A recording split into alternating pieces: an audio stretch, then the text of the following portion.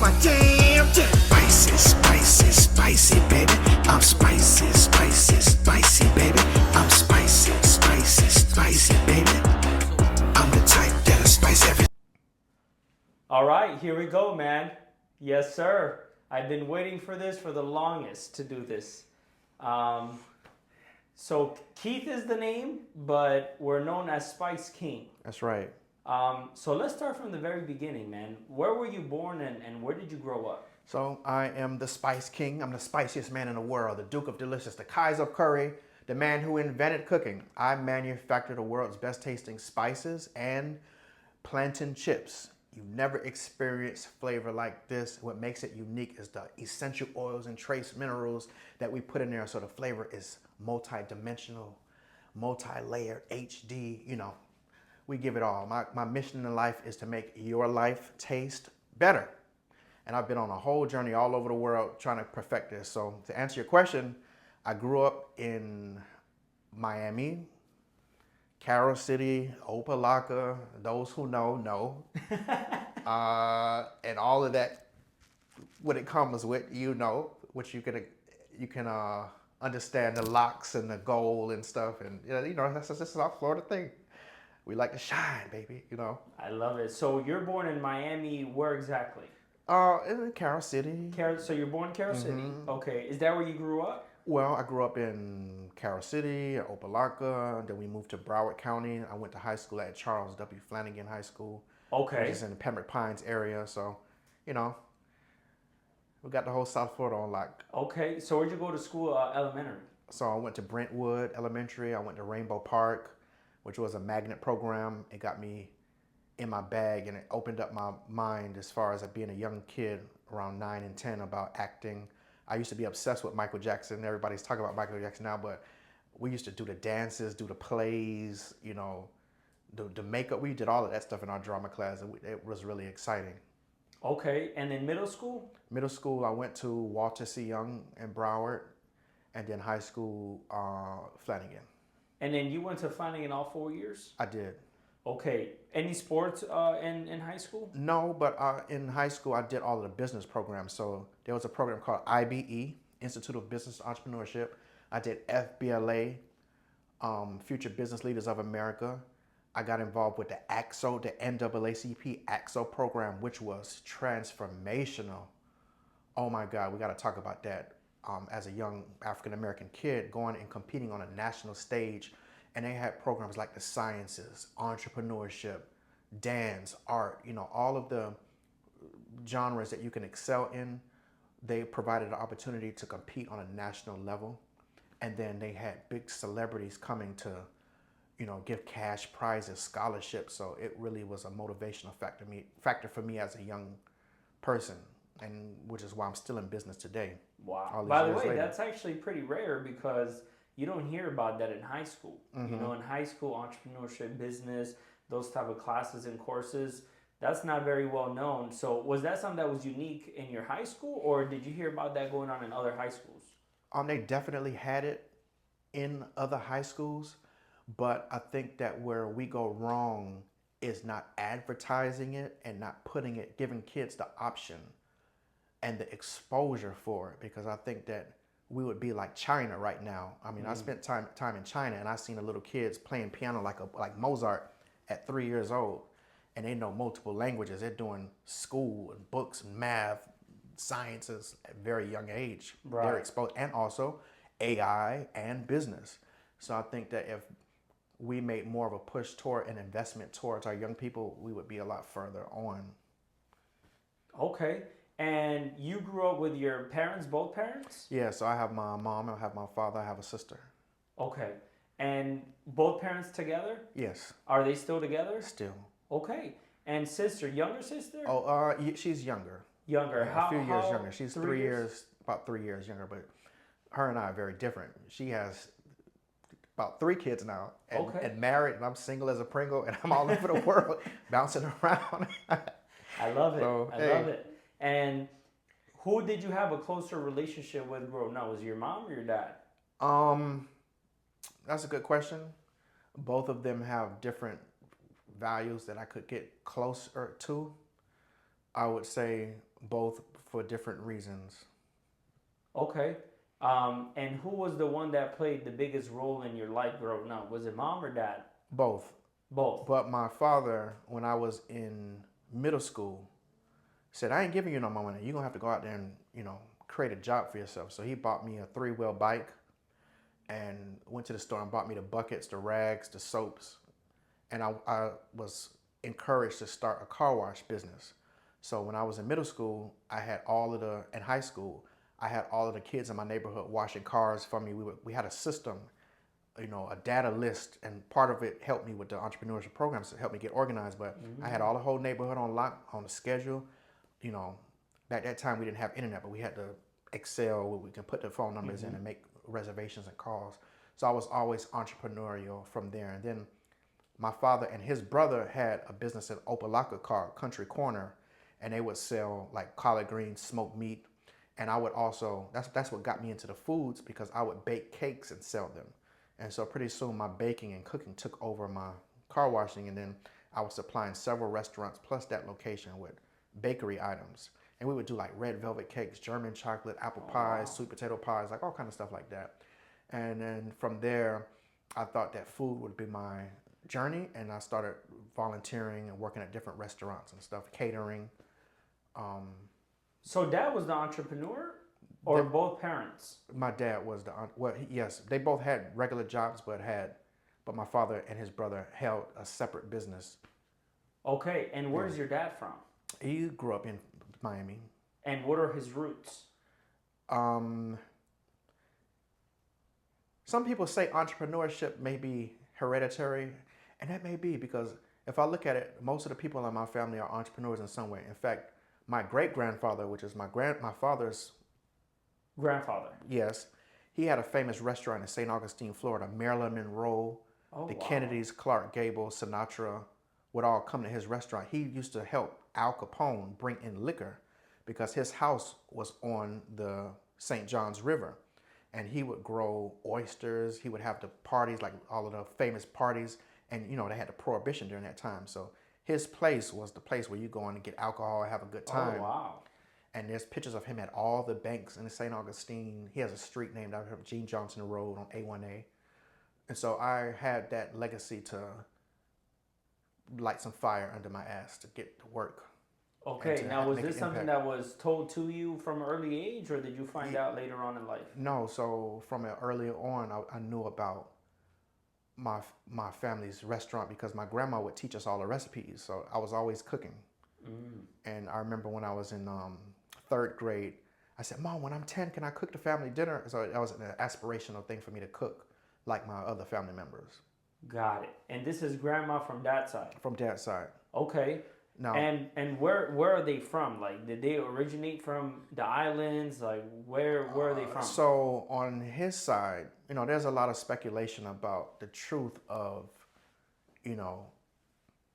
all black people being slaves and all of that stuff, but that's not really the case. On my father's side of the family, they actually immigrated from Spain. You heard about the Moors and all them people? Okay. Okay, so they were merchants, and they would sell, believe it or not, spices and grains and stuff, and they would come to Florida, and somehow along the other, they got settled in Florida. But this was way in the early 1700s. They came to Florida. And so I want to go back to Spain one day. They were from Menorca, and I want to see that and experience that whole side. But yeah, our family's always been in some kind of entrepreneurial trading or something. So I got fired from every job I ever had, so I didn't really have a choice but to be an entrepreneur. Okay, and so, but your dad born here? Yes. Grandma born and grandpa born here? Yes, on my father's side. Okay. Yeah. And then what about mom's side? They are from Suriname, which is a country in South America. His last name was Boetis, and he had a famous scholar in Greece named Boetis. And so they ended up moving to Europe, Holland, and then going to Suriname, and that's where he was born. Then they came to Miami, and they met my grandmother. And Okay. and started Okay. having children. They had 6 children. Yeah, Okay, so you have a big family pretty much. we do. Okay. Now, if me and, Spice King had a high school together, like class, like who were you in high school? I was an entrepreneur in high school. I would always be the one dressing up in business suits and Wow. trying to do speeches and perfect my craft. I always knew I wanted to be an entrepreneur, but I just had to find the right niche. And so after high school, I went to NSU, Nova Southeastern University, got my business degree. Before, my parents would not allow me to go straight into the Culinary Arts. They said to get my business degree first, which was smart. And then from getting my business degree at Nova, I took my first international trip alone, and I went to Japan. And when I was in Japan, before I left, my Aunt Barbara said, hey, the reason we're sending you across the world is so that you can find out your path in life. And she said that your path will be shown to you by the nature of the responses of other people. So when I went to Japan, I didn't have a lot of money, but I had my gift of cooking. Every city we went to, Tokyo, Ibaraki, Yokohama, I ended up cooking for all these people in Japan. And of course, I would bring my little spice mixes that I would mix. And they were like, oh my God, oh, this is so oishi this is so delicious. And they showed me, and they wanted me to send them the spices that I cooked with.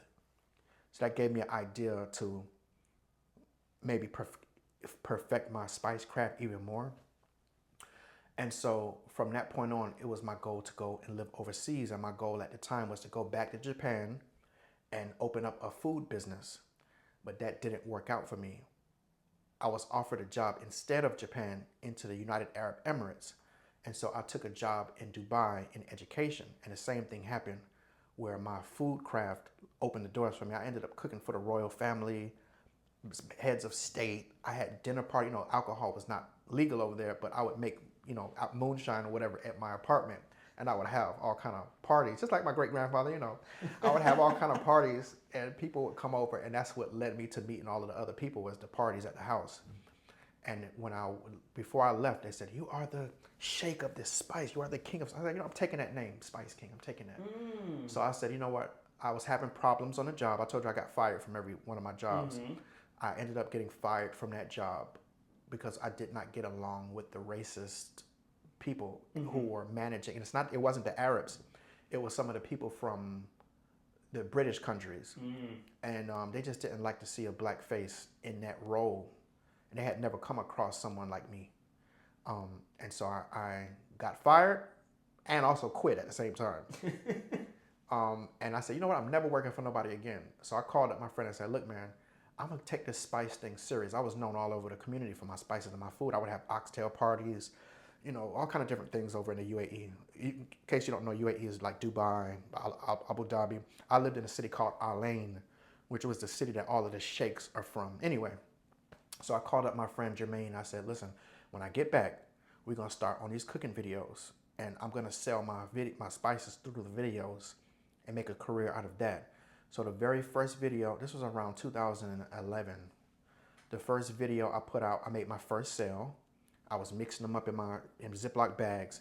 That same week, I ended up meeting Chef Matthew Ona. I heard about him, and he was living in Shanghai, China. And I reached out to him. I was like, look, man, I want to start a career in food, but I don't know how yet. Can I come work with you? And he's like, sure. So I bought a ticket, and I went to Shanghai, China, and I worked with him at his 2 Michelin restaurants. Very, very popular restaurants he had. One was called the Chalet, the Swiss Chalet at the time, and the other one was called Napa. Very great restaurants. Anyway, I figured out, ain't no way in hell I want to work at a restaurant, but I like the food industry. And he said, you know what, you're really good, Keith. I want you to go to culinary school. And he said, I don't want you to go to any culinary school. I want you to go to the best. I was like, well, what about Johnson? He said, I'm going to send you to CIA, Culinary Institute of America in Hyde Park, New York. So I went to the Culinary Institute of America. I didn't know how I was going to pay for it, but I took all of my savings that I made from the United Arab Emirates, and I was able to pay for my schooling and my room and board. That led me to get an internship at Food Network. I was the first black intern they had in like years. And every time I cooked, you know what happened? The CEO would come down, yo, who made this? This is delicious. This is amazing. Who made this? And I became known, and they would call me for recipes to help them on certain ethnic meals. You know, everybody would look forward to when I was making family meal, and you know, so that was interesting. But how I got that internship was a life lesson in itself.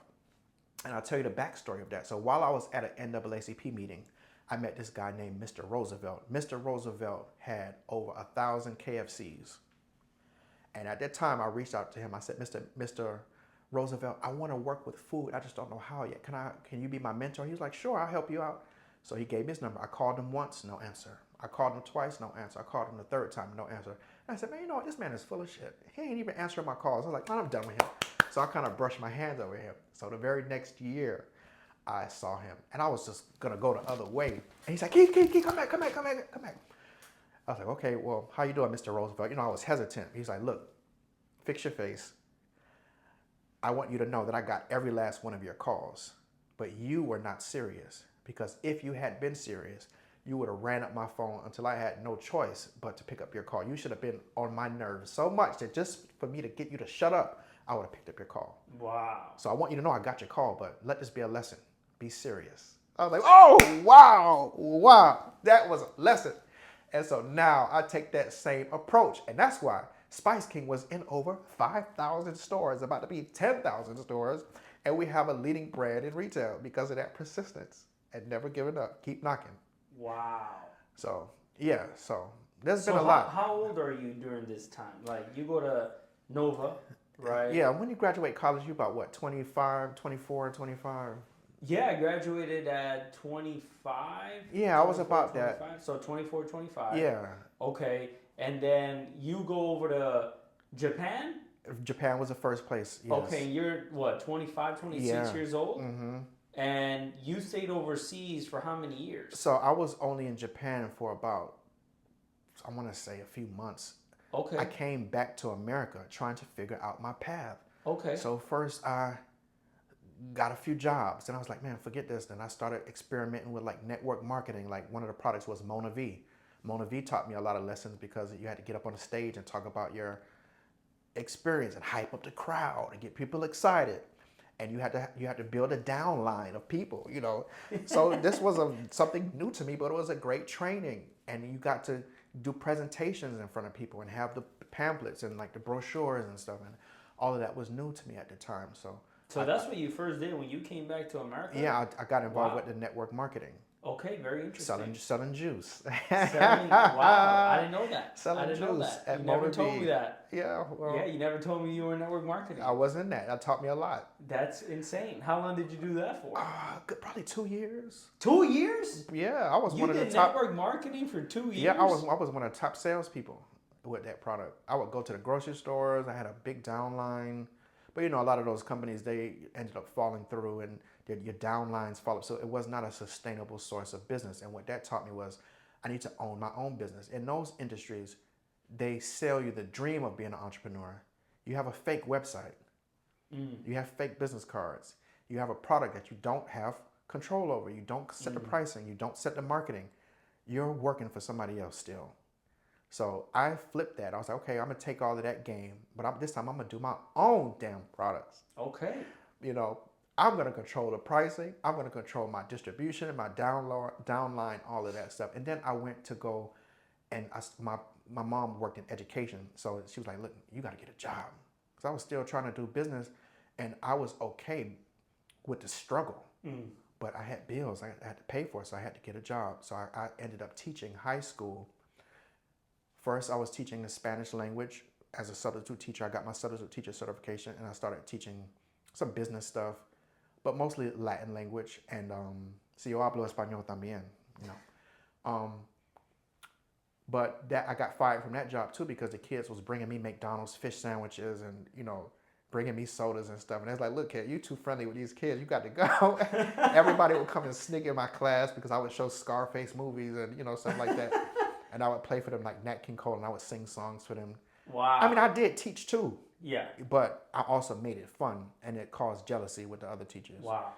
So your mom, you said your mom was in education? She works in education, yes. So does she teach what? She was administrative education. Oh, okay. Is she middle, high school, elementary? She was high school. High school? What high school? She worked at Flanagan High School, which was horrible for me because I wanted to live my independent life, but Wow. your mom was working at the school.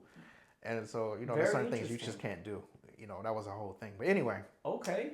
yeah, And so mom worked in the school. yes, Dad was pretty much entrepreneur, but he had his 9 to 5. yes. What was his 9 to 5? He worked for the city of Miami. He worked in the sanitation department. Okay. Yeah. And when you went overseas and like coming back, trying to figure life out, how is it at home with your parents? Are they supportive? Are they not supportive? Like, how is that? Well, every parent wants their kid to do well and have wealth.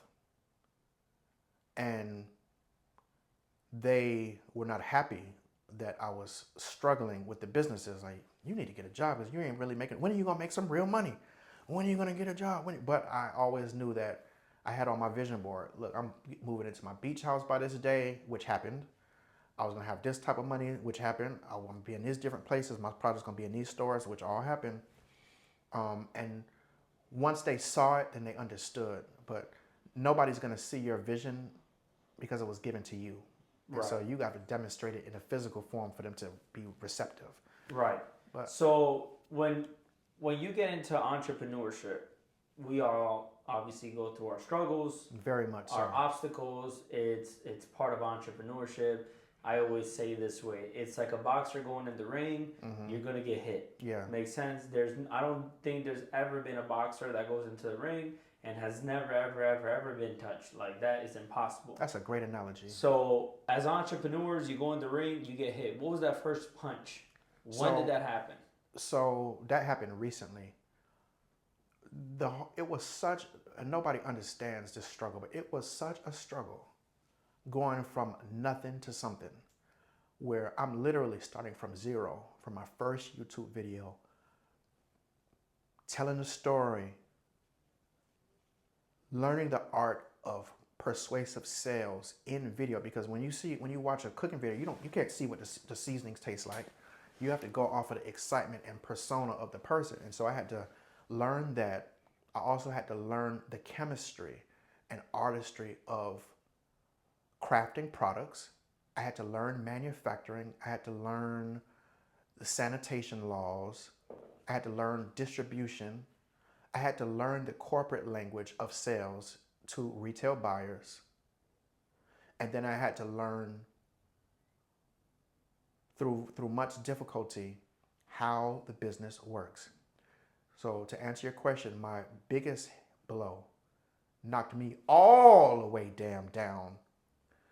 So much so that I lost everything and I had to leave America. I had to close my business from 2023 to 2025.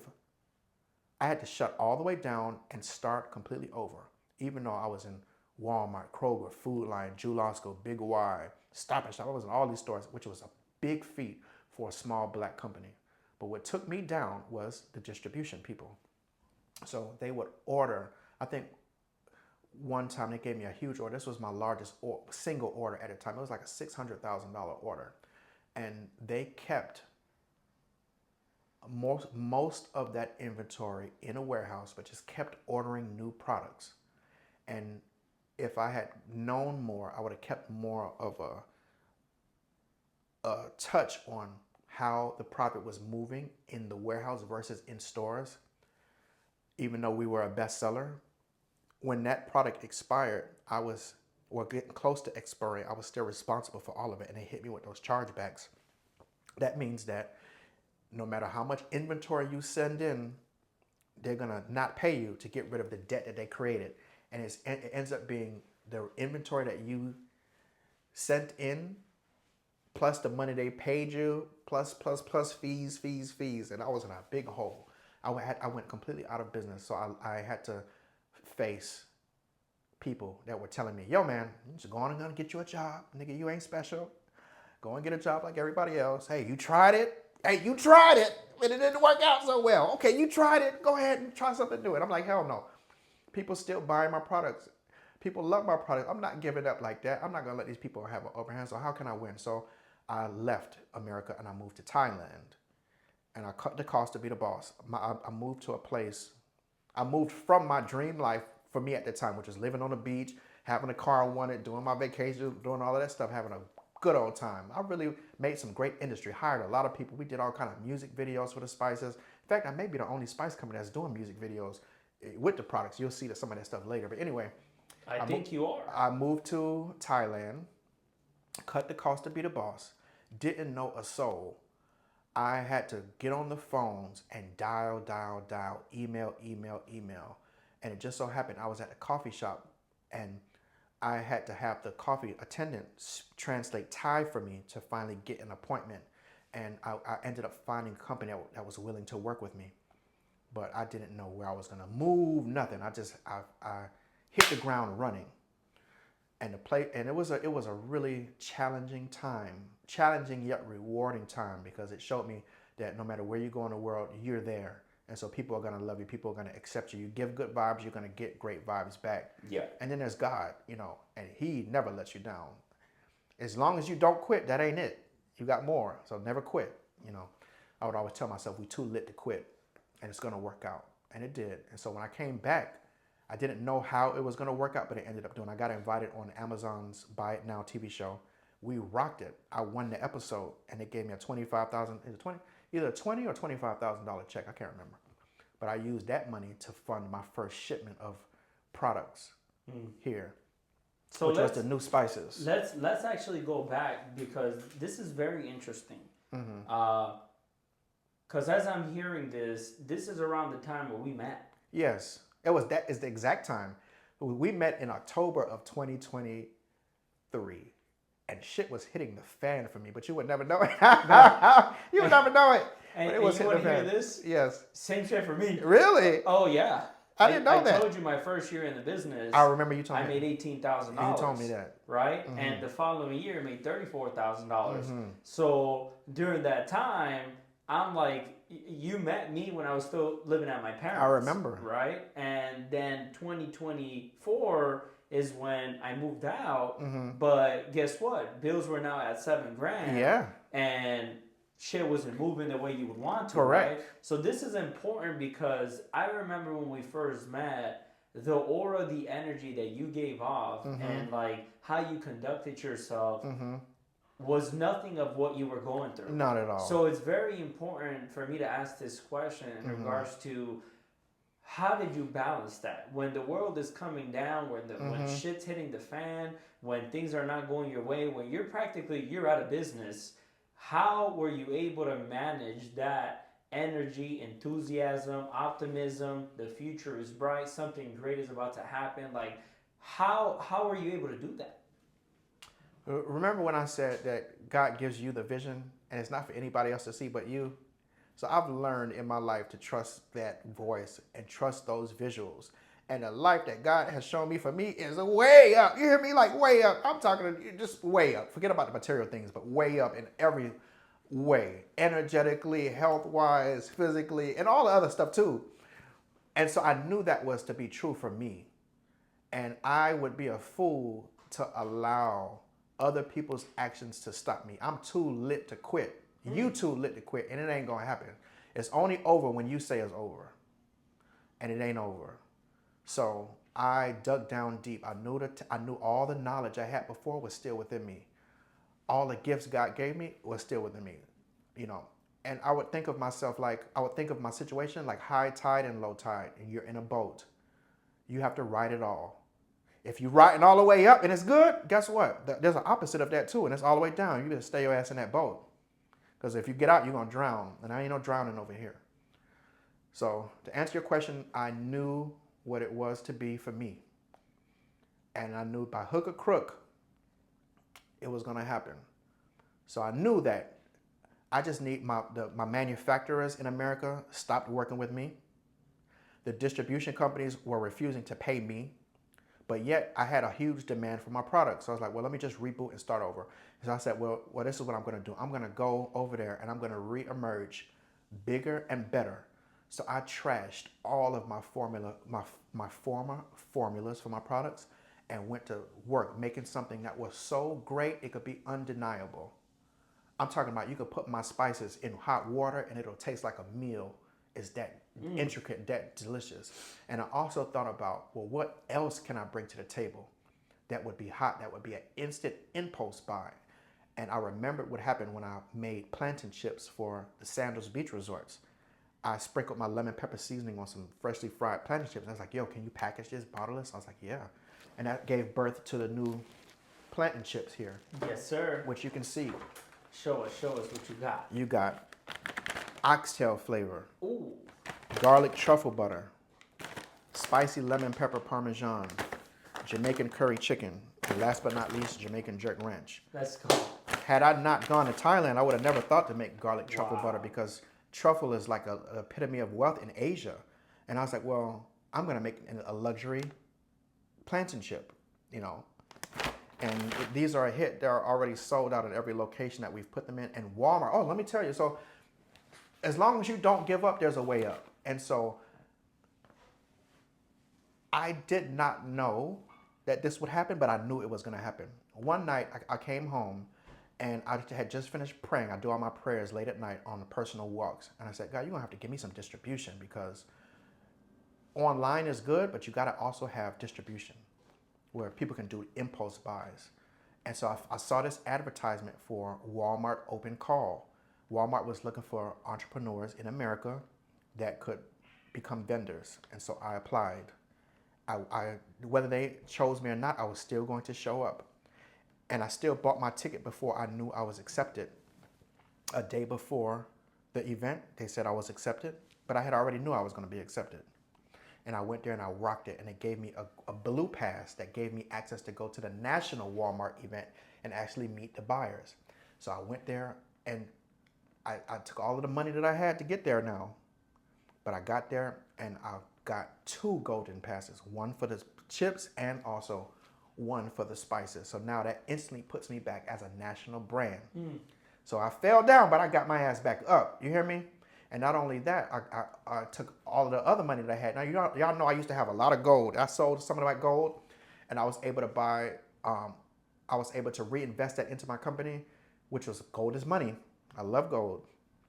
It's a great storehouse for cash. Anyway, I was able to buy a ECRM Range Me package, which allowed me to meet with 30 retailers at one time over the span of a week. And I did that, and I have 20, out of that 30, 20 said yes to put my products into their retail distribution. Wow. So when I say that we are a national brand, like literally national distribution, which instantly makes us a multi-million-dollar business again. We know we were there before, and we're gonna get back there now. So the moral of the story is we never gave up. We always had faith, and we are too lit to quit. And you can never look at your surroundings, because don't nobody know the contract that you have with God. You know what you know where you're gonna be at, and so that's what you got to rock with, no matter how it looks. And believe me, it looked bad. Do you know? I ran out of money in Thailand. I had when I went back to Thailand after filming that show, my electricity and water was cut off, and I did not have the money to turn it back on. So I was sitting there in the dark. But every time I did got money, I would send it over back to my factory so I can get these damn products done. And I say, you know what? I may be in the dark now, but I'm gonna have my chandeliers lighting me up later. Wow. I'm gonna have the ice lighting me up later. You hear me? When it's popping again. And so that was a great sacrifice and a test of faith, that you can go through the dark times and there is light at the end of the tunnel. No matter how it looks, you have to know that it's gonna be all right. You know, so it was tough now, but we here as a national brand again. That's powerful, man. That's powerful, because I think every entrepreneur goes through that. It was rough, tough, gruff, all the rhyming words you can say, it was that. Yes, but the light was never extinguished, you know? And this is something that over time, would you say you've developed that over time? Because this is the biggest and the most major one you've had, but would you say that little things throughout your entrepreneur journey, little setbacks here, little there, those are little callus that you started to build, that when this time came, you've almost kind of like built yourself up in order to deal with it? So the journey, the first time, prepared me for the journey that's happening now. Because I, at the beginning, started with nothing and had to sleep in roach hotels with literal roaches. Y'all know I don't do roaches, but the hotels was raggedy and they had roaches. But I had to suck it up and stay there because I knew that I had to get to this buyer's meeting. I had to borrow money from friends. Like, yo, man, yo, please, yo, cash at me $300. I'm gonna pay you back as soon as I can. But I used that $300 to get the hotel room. We gotta put this back here, bro. Yeah, we gotta put this back here. Yeah, I had to, use that cash to pay for the Uber, pay for the hotel, so I can get to those buyers' meetings. That was how it was the first time. But when that money came through, it came through. You hear me? Oh, we was living it up like great. That was the icing on the cake. God made it so good that there was no more want for me at that time because I had everything. The place I wanted to live, everything. And it was beautiful. And so I experienced the lows and I experienced the highs. But this journey has prepared me for even greater highs. And we pray and hope that the lows don't come, but it's a part of life. When they come, you just got to be strong and know that, hey, there will be highs after this. You got to go through it. But up on the other side of it, it looks great. It's like the storm and the rainbow afterwards, You got to have the rain so it nourishes the earth and then you can enjoy the green, That's a good metaphor, but I love that. Now, as entrepreneurs and people that are building a big business that have a big vision, there's always a driving factor to us, right?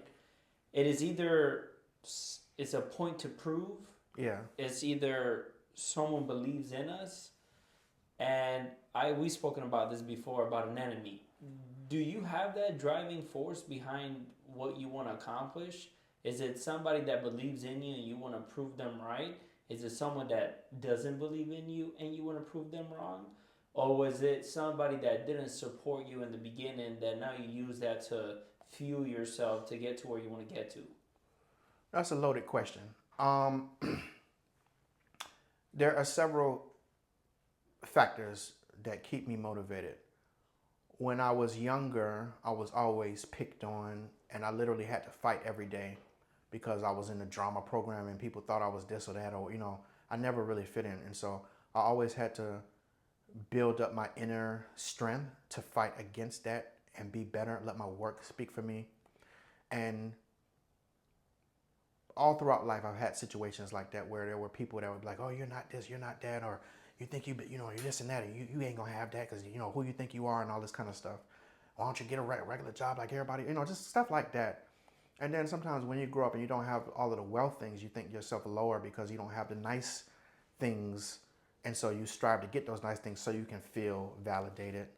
And it's the same thing where sometimes you may seek, or I may seek a relationship, and then you end up getting, not validated and not appreciated. And so you have to build up your own worth and love for yourself, independent of all of the other stuff. And I think that once you can build up the independent self-worth and love, you can have the strength to withstand all the outside storms. So now my driving force is to be the best version of myself that I can be, to provide the best products that I can. And it's for multiple things. It's for the reputation of myself, my family, the black people that started with nothing. It could be, it's a lot of different things. I just want to be the best version of that I can, and I want to prove that and show for myself that we are built in God's image. God is a creator.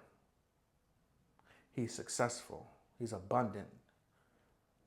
He's generous. When you go and pick an orange off a tree, you don't just get one orange. You got so many oranges, you got to share with everybody.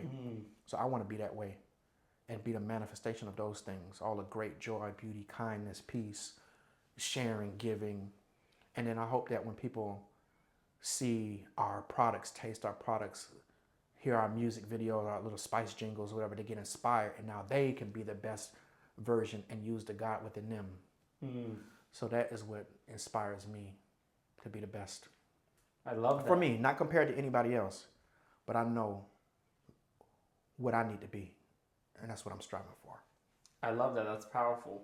And when you were over there in Thailand, what were the biggest lessons that you learned when you're in the dark, mind is going through it, you're thinking about this, you're thinking about that? Like, what are some lessons that you say that you learned a lot during that time? All of this is temporary. All of it. Every aspect of everything is temporary. So the bad times are temporary and the good times are temporary. And you got to go through both of them. I learned that. And I also learned that you don't have to lower your lifestyle. You can go somewhere else. Like, I didn't want to lower my lifestyle that I was used to in America. And so I went to Asia, where my strength of my dollar was stronger and I could have more on a very limited budget. It's always another way to do things. And just because one person says no, maybe in America, there's somebody else that's going to say yes somewhere else in the world. And the chips are Colombian, right? So the plantain chips, that was an interesting story because I started off in Colombia, and I went through 2 factories that were like, yes, we're going to do this for you. And at the very end said, no, we ain't doing it for you. And so that was a struggle. And at that ECRM meeting that I told you about, I ended up meeting another vendor. We exchanged information, but I had no idea they were going to be my future vendors. So it also taught me that you can never discount the people that you meet. You always have to value everybody because you never know how those people are going to play in your future. There's a reason why we meet each other. You don't know why, but treat everybody great, Yeah. Because you never know. And it just so happened, as soon as I got back home, I got the message, yo, we ain't doing your stuff no more. I'm like, oh, wait, I don't have to panic. I met this other company that said they can do it. So I got on the phone. I was like, look, I'm coming tomorrow.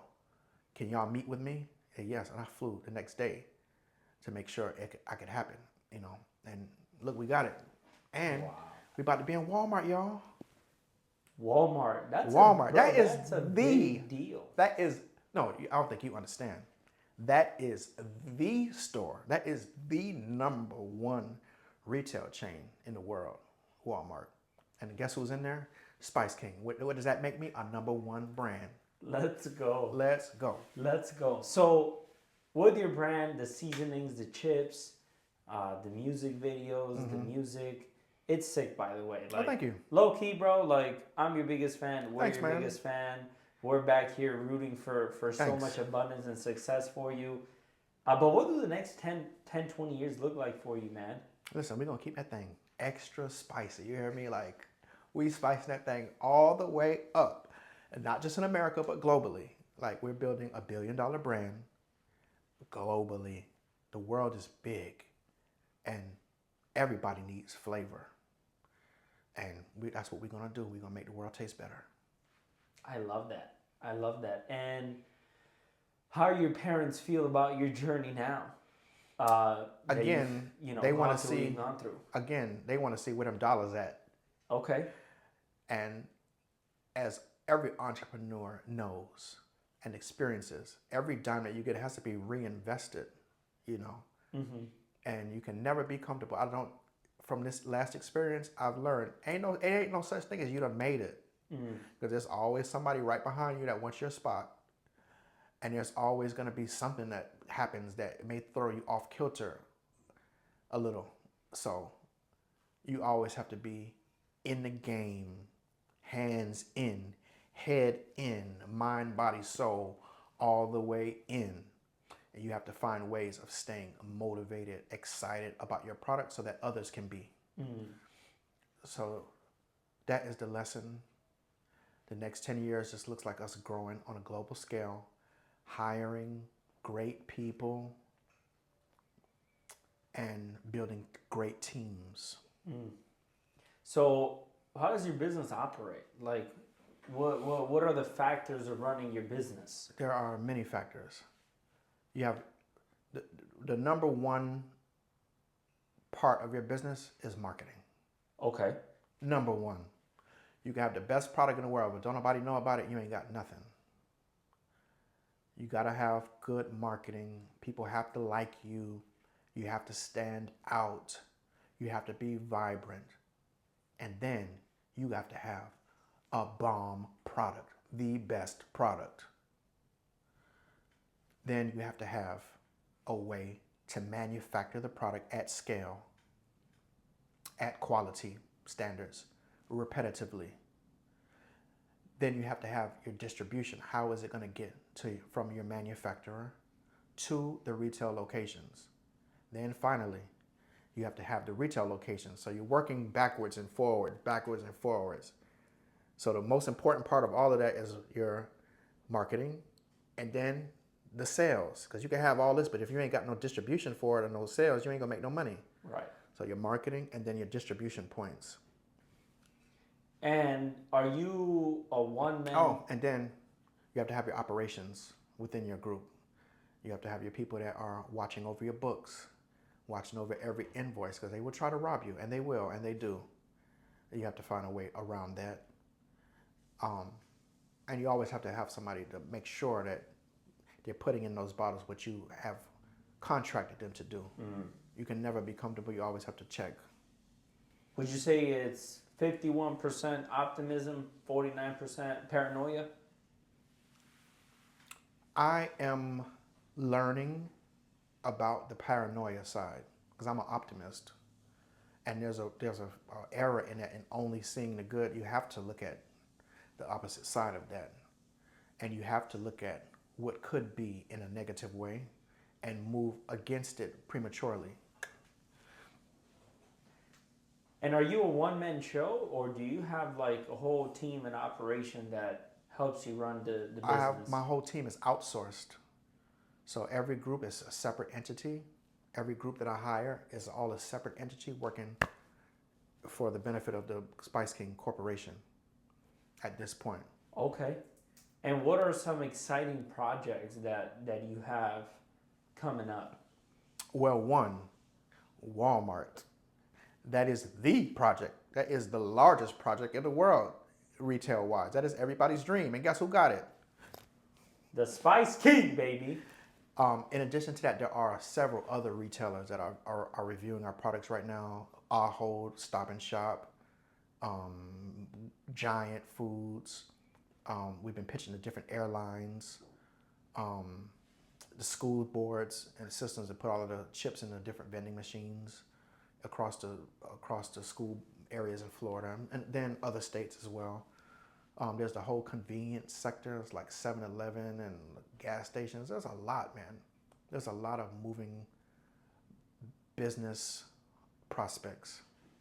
And is this like, is this cold calls to people? Is this through people you meet? Like how does that work? It's all of the above. You have to get, as a product manufacturer, you have to get in front of in all business, you have to get in front of the decision makers. In our industry, the decision makers are the retail buyers themselves and the category managers. So you have to find your way to get in front of those people. There are a lot of companies that will promise, oh, we can get you here, they can't get you nowhere that you can't get yourself. And you're on Amazon, correct? We are on Amazon. And how was that experience for you? Great. Being on the show and doing all that? Great. We have rave reviews over our products. We listen to what the customers say. Initially, when we launched these spices, where are they? They're behind you. Let me show you. Initially, when we launched these spices, they were much smaller than this bottle here. But those bottles were meant to go in a 10-pack kit. So we heard what the customers were saying, and they wanted larger bottles, so we made larger bottles. And these are the bottles that are going to go onto the retail shelves. And as you can see, we have flavors like smoky collard green and vegetable, oxtail and beef stew, Caribbean curry, smokehouse barbecue butter, Caribbean jerk, garlic butter all-purpose, buttery steakhouse grilling, citrus herb butter seafood, buttery fried chicken, Cajun butter seasoned salt. And we have really unique, delicious items. So yeah, that answers it. And you got some colognes. Oh, we do, in the works. So what is so interesting about the perfumes are a passion product, because when I used to work in the United Arab Emirates, on my off time I would make perfumes. I would be with the spice merchants. I would work with the essential oils, and that gave me a unique perspective to craft the spices on. If you notice with a perfume, when you smell it at first, you get a certain note, but then where it wafts off and becomes this and becomes that and develops. It has top notes, middle notes, ending notes. So I wanted to create the same effect with the spices. And that's what makes our products unique, that science of the essential oils and trace minerals. Yeah. And this is something that you learned through like you just doing it and figuring it out and that creative mind into work, or was it something you like studied and like learned from someone else? No one has created spices like this. So I created a whole new way of crafting blends utilizing both of those sciences. It's never been done before. I am the first. Wow. I am the pioneer of it. Okay. So when all this stuff hits Walmart and the train starts moving, what does that look like? It looks like a smooth operating machine. You have your systems on the back end to receive the purchase orders. You have your team ready to break those purchase orders down, compare it with your inventory that is on site or on the inventory that needs to be produced. You have your distribution teams ready to pick up and deliver that. And you also have your team that is managing the communication between the retailer and yourself to make sure that it's going to be delivered on time and in full. I hope that answers your question. Yes. And in terms of the revenue of the business itself, like is it a profit margin on what it sells in the stores? Like how does that business, how does it work? So you have several different tiers. You have your manufacturing costs, whether it's done by you or a third party. In my case, all of our manufacturing is contracted out to third parties. That is your cost. You then have to add your margin on top of that cost. Once it goes to the distribution company, they're going to add their margin on top of that. And then the store, in turn, is going to put another margin on top of that. If you work it backwards, the stores get about 30 to 45%. The middle distribution people are going to get a 15 to 30%. And hopefully you were able to put a significant markup on your manufacturing costs so that you can make money too, because guess what? In the end, it all falls on you. All the marketing, all the payments, all the payroll, all the distribution fees, that is coming out of your money. So you have to make sure that you have enough padded into that to live and pay. And so you have an accountant, somebody that... We do. Okay. So all that stuff is just the operation. And how do you improve on that? Like, how do you increase your profit margin? Volume. Oh, volume. Okay. So the more that everything is out, economies of scale. So I chose a business that we do volume. Okay. And who's your competitor? Like, if you are going Ain't no competition, because nobody makes spices better than Spice King. There are a lot of successful companies that are on the shelves now, but that's just because Spice King ain't there. Okay. Okay, so who is the spice that is like generating the most revenue? Like, I would say right now, the two best-selling spice brands are McCormick, obviously. They've been in the industry for hundreds of years. Kinder's has been in the industry for decades. McCormick owns a lot of brands. Online, I would say we have a good competition or good metrics to judge ourselves based off of. By Dano's seasonings, they're a good brand. A lot of people follow and use their products, and those are the largest ones. Those are the largest ones. Okay, and are they billion-dollar companies? I would say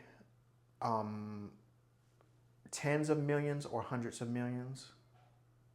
So you will be the first billion-dollar seasoning company. McCormick is a conglomerate. They are several billion-dollar industry. Okay. Siete if I'm not mistaken, sells tortilla chips. Siete was purchased for over $1 billion, if I'm not mistaken. Stubbs barbecue sauce, which is a black guy who made barbecue sauce, hyped up off of his restaurants. McCormick purchased them for $100 million for one product. There's so many stories like that. And we are patterning and modeling ourselves to do the same. We have an even bigger trajectory. And do you have a mentor? My mentors, yes, I do have some. One is the entrepreneur of Dude Wipes. You ever heard of the company Dude Wipes? Yeah, I've heard of Dude Wipes. The founder, he's one of my mentors virtually. I have a lot of virtual mentors. I have a lot of virtual mentors. Okay. And by the way, did you ever finish that book I gave you, Unreasonable Hospitality? I did not. Come on, man. You got to read that book. I will. You'll like it a lot. I know you will. Yes. I know you will. What are you excited about the most for 2026? Sales. Okay. Distribution. Impacting people's lives. Making people's lives taste better. We're coming up with a brand new Spice jingle that I think is bananas. It's crazy. It's hype. It's fun. As soon as you hear it, you want to dance.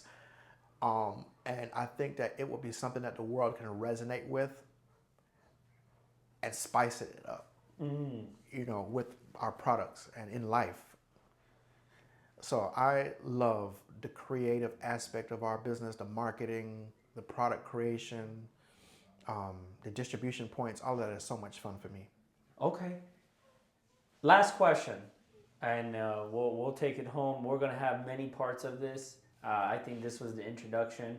I was just picturing us doing this at Walmart with your seasonings in the back shelf and us doing a podcast doing that. So if you were to pick top 5 people, okay, that would grab your seasonings and do videos with your seasonings and put it on social media and market your product, like put their trust themselves behind your product, who are those top 5 people?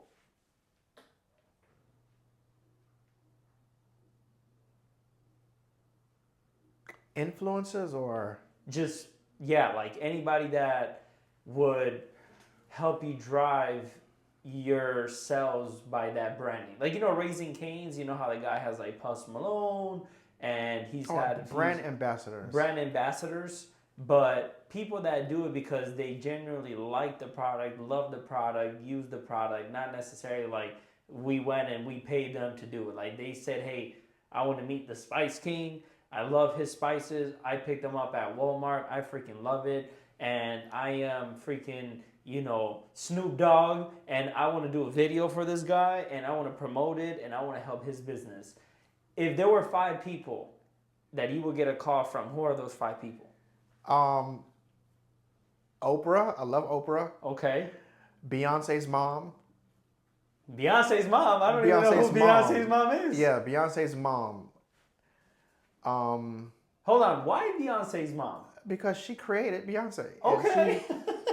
And she is a sharp woman, and she loves food, eating good, and she's stylish. I just like her. I think she has a great authority on wholesomeness. Okay. So and Oprah, also Beyonce's mom. Business savvy. 50 Cent. I love him as 50 Cent. Yeah. Okay, I love him as a business mogul, thought creator, visionary. And Tyler Perry. Why? Because I need Spice King's products in some of those black shows and movies. Imagine Madea just throwing some Spice King on the food. Yeah, add Martha Stewart to that list too. Ooh, Martha. You see, I knew she's a mogul. I knew you were gonna say Martha Stewart. She's a mogul. I like that. Why not Diddy? Who? Is the world. But like, what the hell else would I do? Like, I make spices. I make snacks. Like, I make food. I make flavors. Like, I would not. I got fired from every other job that I was doing. This is what I am great at. Yeah. I don't think there's something that I would want to do else other than making recipes and products. So I wouldn't want to do anything else. By the way, it's so rude of me to not have asked this question, considering that you love spices and food. what is the Spice King's favorite food? Meal. Like, it's your last meal, bro. Like, that's it. Last meal. What's on that plate? You ready for this? I'm ready. I want fried chicken seasoned with Spice King's buttery fried chicken seasoning. I want oxtails and grits. I want my oxtails cooked with Spice King oxtail seasoning, and I want them over smoked Gouda cheese creamy grits. And I want it with scallions and tomato pico de gallo on top. I want my fried chicken on top of a creamed corn waffle with a honey butter Scotch bonnet hot sauce. When I say hot sauce, it's buttery, it's sweet, it's honey, not like a hot sauce, but a hot, spicy butter honey sauce. I want a banana pudding cooked with different types of Oreos instead of the regular cookies. I want me a caramel iced coffee. I want some creamed collard greens. And what else do I want? I also want some Haitian black rice. Ooh. And I want some turkey cooked in the griot way, which is stewed and then fried. Ooh. To serve with my Haitian black rice and pickles, macaroni and cheese, candied yams. That's my to-go meal. That's a lot. Oh, listen, But it's flavorful. I don't live.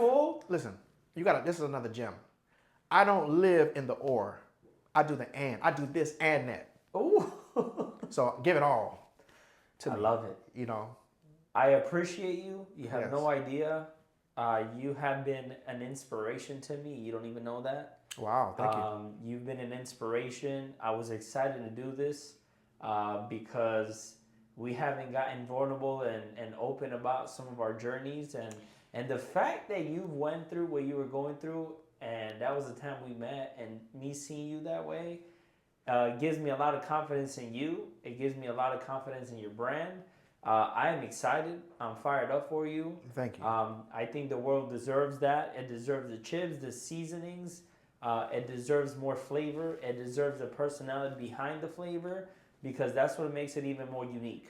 Thank you. The fact that you have something special in terms of the taste, but the person behind it, the brand behind it, it's unique. It's something I've never seen before. Like, you get seasonings, you're kind of like, all right, whatever, but there's no face to it. You're probably the first face to a seasoning, and that's special, that's unique, and that's why I know for a fact it's going somewhere. That's why I support it. That's why I'm all for it. Thank you. And that's why I see why you believe so much in it, because of the fact that it's such a unique product. So Yeah. I freaking love you. Love and you too, I'm excited for our future together, to see our growth and journey in business.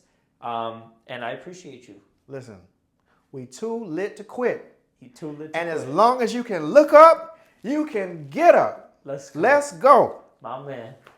Much love, man.